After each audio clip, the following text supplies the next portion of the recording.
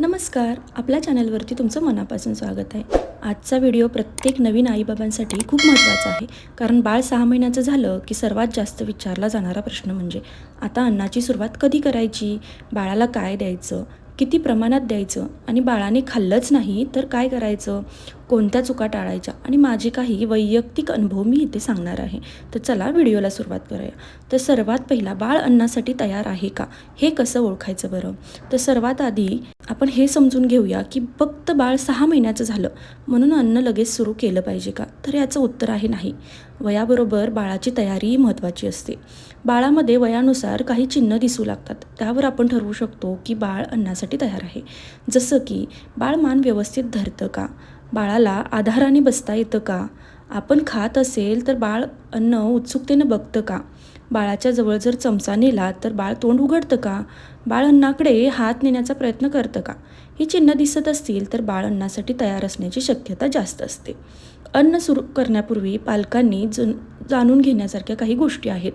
अन्न सुरू करण्याचा मुख्य उद्देश म्हणजे बाळाला नवीन चवींची ओळख करून देणे, वेगवेगळ्या टेक्स्चरची सवय लावणे, बाळाला चावणं आणि गिळणं शिकवणे, भविष्यात चांगल्या खाण्याच्या सवयी बाळासाठी तयार करणे.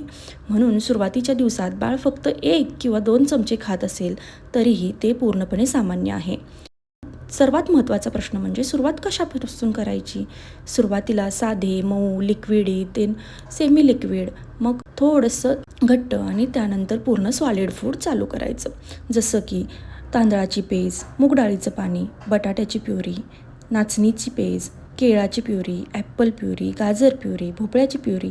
त्यानंतर बाळ 7-7.5 महिन्याचं झालं की पपई, चिक्कूची प्युरी, पालक बीट प्युरी आपण 7व्या महिन्यात चालू करू शकतो. सोबतच रव्याची खीर, सेरलॅकही आपण चालू करू शकतो. नवीन पदार्थ कसे सुरू करायला हवेत?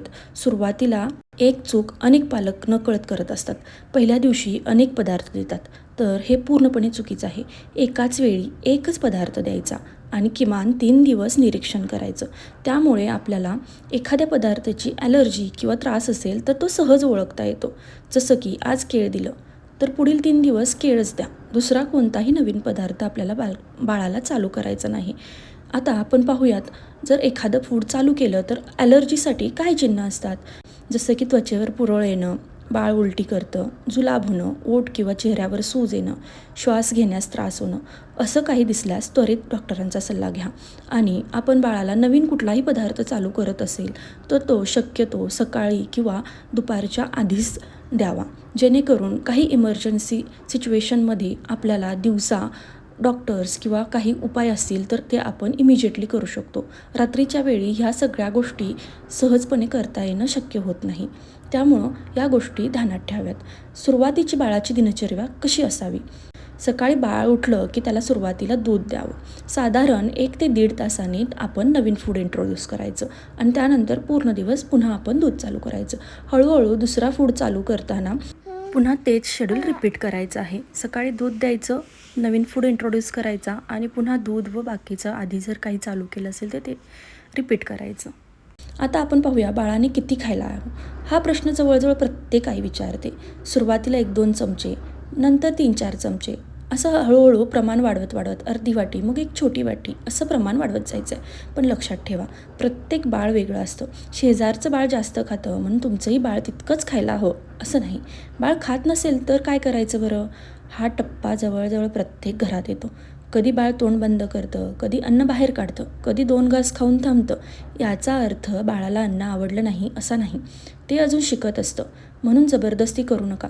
कधीकधी एखादा पदार्थ स्वीकारायला 8 ते 10 वेळा प्रयत्न करावे लागतात. तर हे सगळ्या गोष्टी लक्ष ठेवून आपण बाळासाठी अन्न इंट्रोड्यूस करायचं आहे. आता बाळाला अन्न देत असताना आपण कोणत्या चुका टाळायला हव्यात? तर बाळाला साधारण 1 वर्ष मीठ द्यायचं नाही आहे. 2 वर्षांपर्यंत साखर द्यायची नाही आहे. बाळाला तुम्ही मध देऊ नका.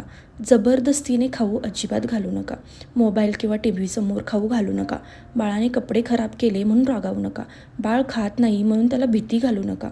या काही टिप्स पाळल्या तर बाळ आनंदाने अन्न सुरू करू शकतं. माझ्या अनुभवातून मी काही टिप्स सांगणार आहे. बाळाला अन्नाला हात लावू द्या. जेवताना संपूर्ण कुटुंबासोबत बाळाला बसू द्या. बाळाशी बोलत बोलत खाऊ घाला. नवीन पदार्थांची ओळख हळूहळू करू द्या. आणि सर्वात महत्त्वाचं म्हणजे बाळाची इतर बाळांशी तुलना करू नका. प्रत्येक बाळ वेगळं असतं, त्यामुळे संयम ठेवा, घाई करू नका आणि हा प्रवास एन्जॉय करा. आशा करते तुम्हाला माझा व्हिडिओ आवडला असेल. तुमच्या बाळाचं वय किती आहे मला कमेंटमध्ये सांगा आणि तुम्हीही कोणता पदार्थ तुमच्या बाळाला पहिल्यांदा इंट्रोड्यूस केलेला तोही सांगायला विसरू नका. चॅनलला सबस्क्राईब केलं नसेल तर पटकन सबस्क्राईब बटन हिट करा. भेटूया पुन्हा एकदा अशाच नवीन व्हिडिओसोबत. तोपर्यंत बाय.